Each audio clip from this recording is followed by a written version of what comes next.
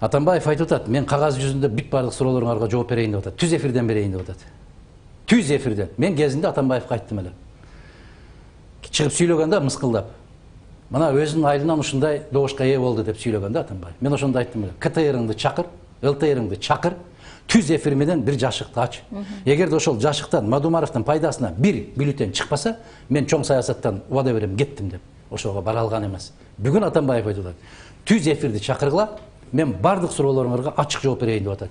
Эгер ушул түз эфирден суроолоруңарга жооп бергенге даярмын десе, түз эфирге бара албаса, бүгүнкү Жээнбековдун титиреп аткандыгы. Демек, анын ичинде кандайдыр бир сыр катылган.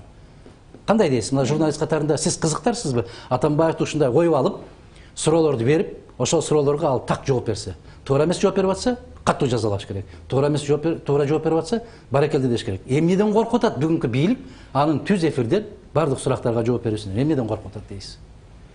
Эмнеге коркот? Ошондо дача сууну бер, суроосун бер.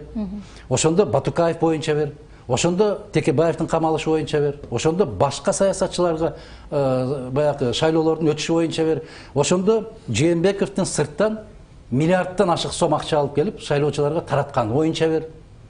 Фарид Ниязов штабтын жетекчиси катарында алган акчам туура, бул менин колум деп айтты. Ошол штабта коротулган акчалар боюнча бер суроону. Ошондо Иса Өмүркулов айтты, колу бутубузду кайрып, коркутуп мыйзамдарды кабыл алдырган деп. Исаны чакыр ошол жерге. Эмнеден коркуп атабыз? Ал түз эфирге барайын, жооптордун баарын берейин деп атпайбы?